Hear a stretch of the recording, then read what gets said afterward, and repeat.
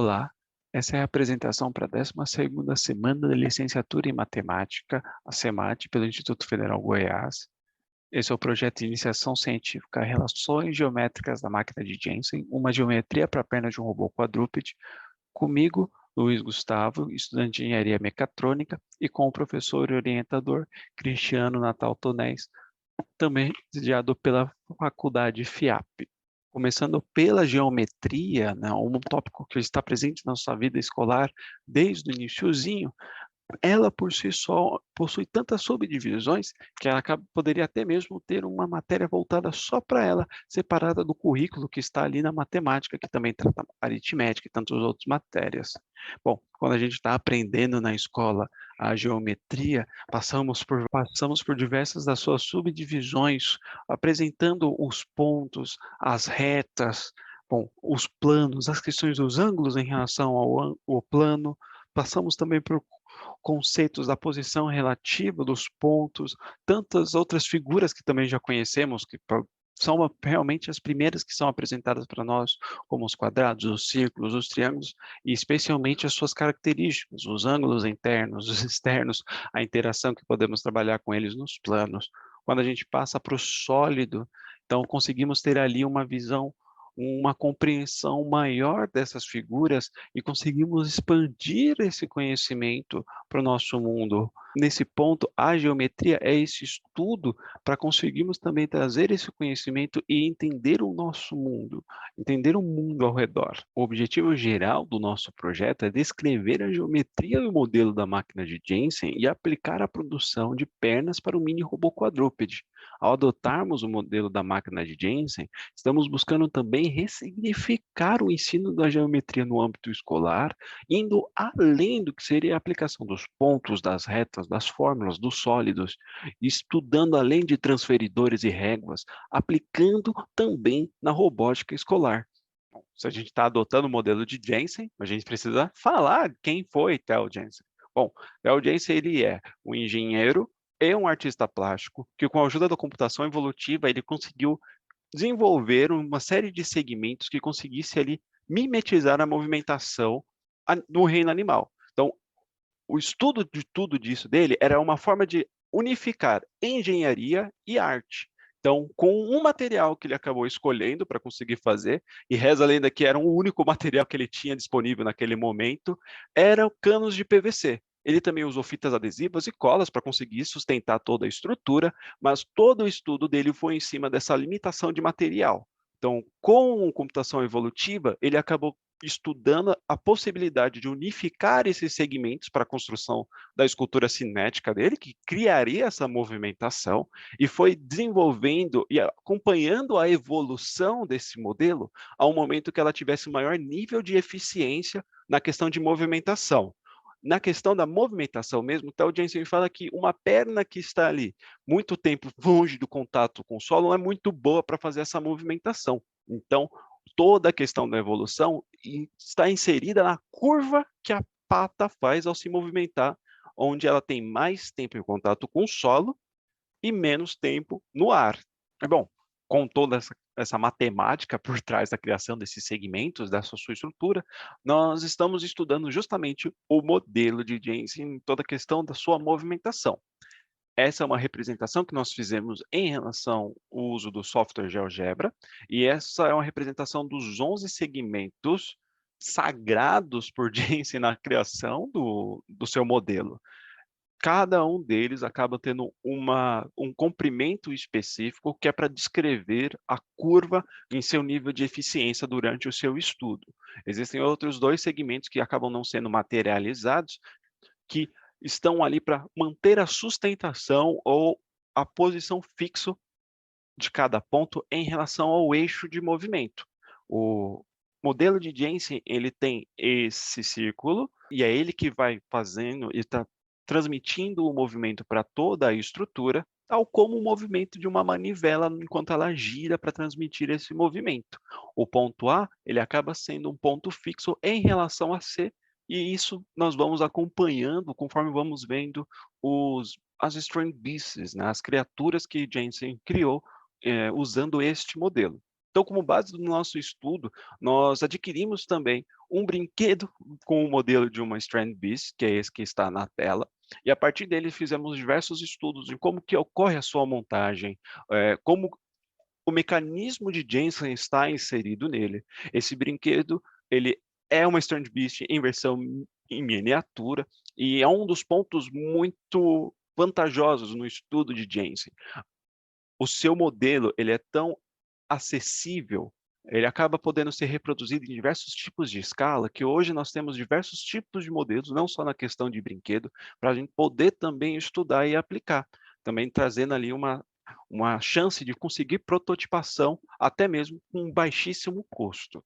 Então, a partir desse brinquedo que nós temos do Stern Beast, nós acompanhamos a montagem. Nós podemos reconhecer a estrutura justamente em suas patas, onde temos aqui os triângulos superiores e inferiores, e o paralelogramo que atua como se fosse o joelho da pata, né? Então, essa conexão que une os dois sólidos, os dois triângulos. Então, a partir disso, também vamos acompanhando o triângulo superior, que também tem relação com o ponto fixo A, que aqui ele tem uma certa modificaçãozinha, mas nós já temos ali uma forma de apresentar o triângulo não só como um sólido, uma figura geométrica, mas como uma parte de uma construção robótica. Também temos o triângulo inferior e como eles podem ir se conectando com retas para formar esse paralelograma que seria o joelho que interage na movimentação. Os dois segmentos que acabam fazendo o ponto relativo a em C, que seria o eixo central, ele pode aparecer de diversas formas. Em algumas estruturas, você tem ali esses segmentos de uma forma materializada, outras formas ele está não materializado, apenas respeitando a mesma regra de distância relativa ao eixo central, mas nessa estrutura desse robozinho, temos esse triângulo que atua como a espinha da criatura. Ela tem ali essa parte superior, que seria o eixo, a espinha, a coluna que sustenta tudo, e os dois pontos fixos que vão conectar as patas dianteiras e traseira. Em relação ao centro, que nós temos o eixo central ao ponto A, que seria o primeiro ponto de conexão fixo da pata, nós temos a mesma distância que vai relativa para manter a movimentação e a estrutura sempre estável. Assim, para termos maior compreensão do mecanismo de Jensen, criamos uma simulação no software livre de GeoGebra. Essa simulação vai ser importante para a gente conseguir entender melhor as transformações que ocorrem em sua estrutura e como que esse movimento circular é transmitido. Bom, dessa forma, usando um software GeoGebra, vamos primeiro começar com o eixo central, que é o eixo que acaba gerando esse movimento. A partir disso, criamos o círculo M, que vai representar os segmentos de reta M, ou a manivela. Então, é nele que nós temos a movimentação ocorrendo de fato. E para conseguirmos manter todas as peças montadas e fixas, né, sempre com a mesma posição relacionada ao eixo C, vamos precisar criar dois vetores unitários, V e U, só para a gente realmente manter essa conexão entre os segmentos de reta. A partir daí, com esses segmentos, vamos criar o segmento de reta L e A, onde temos esse ponto de fixação que nós vamos transmitir para o restante da estrutura de Theo-Jensen. Esses eixos, eles não são, na estrutura como um todo das Strand Beasts, materializados, por exemplo, com os canos de PVC que ele utiliza para criar as Strand Beasts, mas são distâncias que estão sempre presentes durante a construção em relação ao eixo C. Então, para a gente manter dessa forma, esses vetores são necessários para podermos estudar de fato as transformações. A partir daqui, vamos criar todos os outros segmentos do mecanismo. Mas, pensando nas propriedades do próprio GeoGebra, quando criamos um segmento de reta em relação a um ponto dentro de um círculo, esse segmento de reta pode sofrer transformações em seu comprimento devido à posição dentro do próprio círculo. Dessa forma, para a gente manter sempre a mesma distância entre esses segmentos de reta e eles conseguirem transmitir esse movimento, decidimos que serão usados círculos. E assim, a conexão entre cada um deles vai representar a tangente, o momento em que cada círculo está tangenciando um ao outro.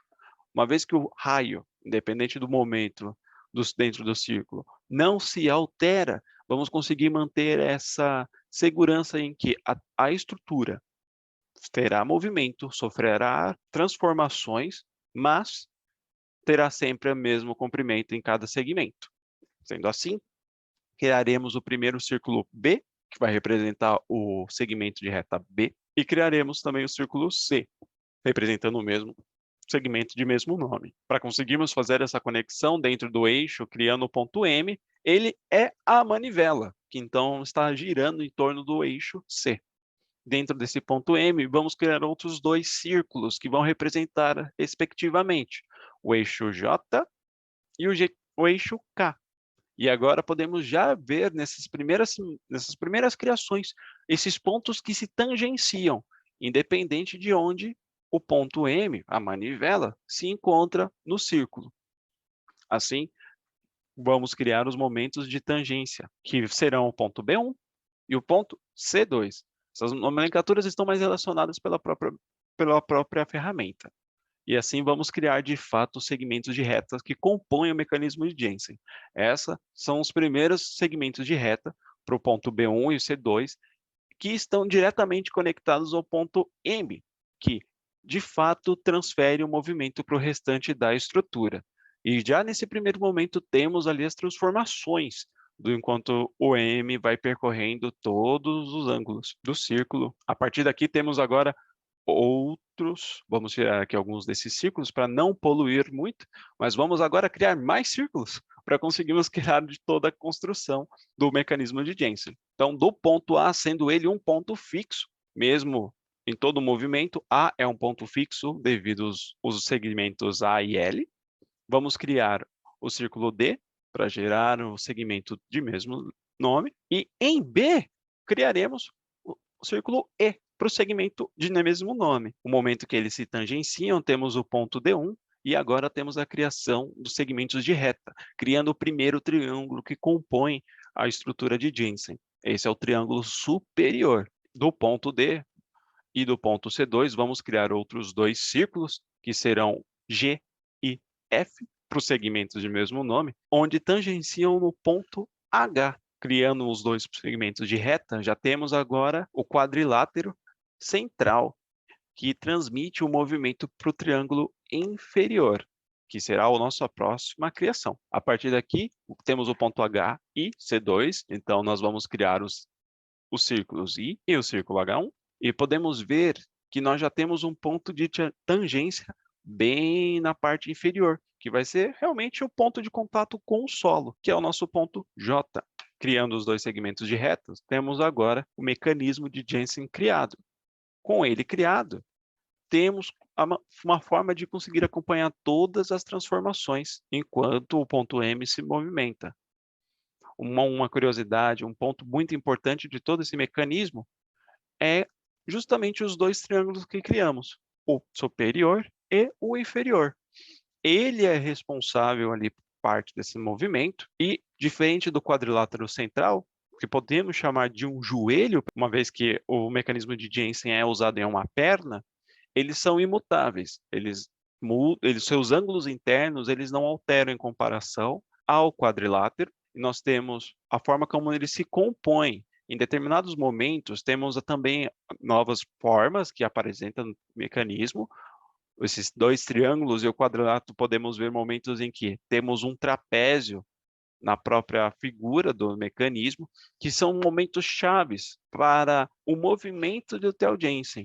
Nesse momento, temos a perna entrando em contato com o solo, e aqui, quando temos novamente o trapézio aparecendo, para quando a pata está levantando e saindo do contato com o solo. Outras formas um pouco mais agudas, quando ele está chegando ao seu ponto mais alto em relação ao solo, e quando ele está voltando para o movimento iniciar o contato com o solo. Bom, um dos pontos principais da estrutura de Jensen é também a curva que esse ponto J, que é o momento que ele está em contato com o solo, gera.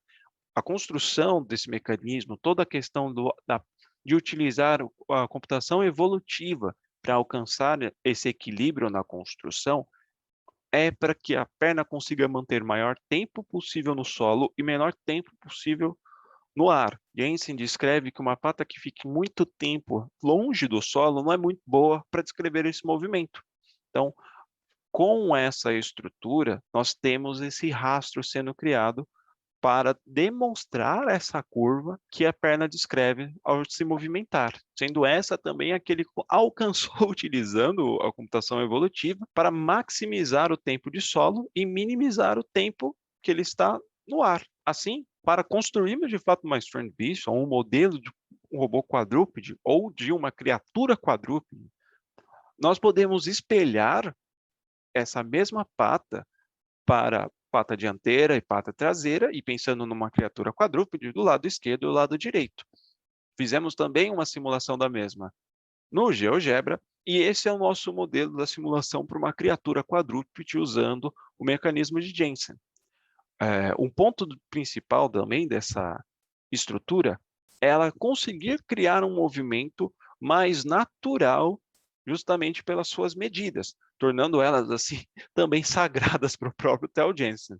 Então, nós podemos acompanhar esse movimento mais suave da criatura e não sendo ali tanto algo como um robô travado, também mostrando a possibilidade dessa estrutura ser aplicada em robôs quadrúpedes ou em robôs de uma forma geral. E podemos acompanhar também a estabilidade dela usando esses triângulos e acompanhando, por exemplo, os trapézios que aparecem no momento de contato com o solo ou de preparação para sair de contato com o solo, nesses modelos, com as patas dianteiras e traseiras. Sempre temos uma e que está em direto contato com o solo e a outra que está preparando já o movimento para sair, e enquanto nós temos uma que está movimentando ali, estamos todo esse contato, enquanto temos duas patas no ar, duas estão sempre no chão, criando sempre um eixo de equilíbrio. Bom, uma forma da gente mostrar essa eficiência que a gente fala na criação do modelo no GeoGebra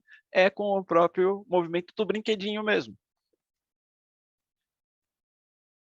Ele é movido por força eólica, mas podemos acompanhar aqui o movimento das patas, elas são bem fluídas e mantêm ali o mesmo ritmo. Então é uma criatura que realmente tem esse nível de eficiência e você vê que ela não balança.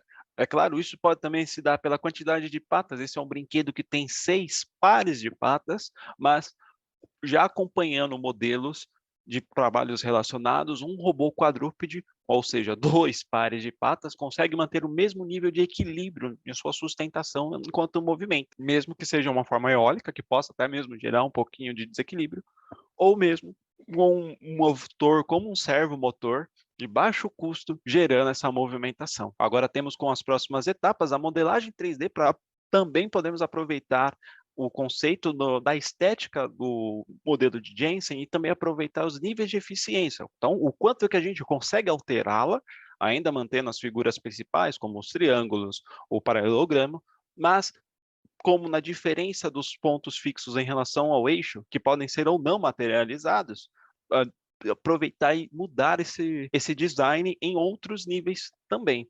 E, é claro, passar isso para a prototipação de um mini robô de baixo custo. Então, trazendo ali o uso de servomotores para a movimentação e um baixo nível de programação para um nível de inteligência que o robô consiga se mover sem, por exemplo, tropar com algum obstáculo. Então, esse é o nosso projeto. Muito obrigado.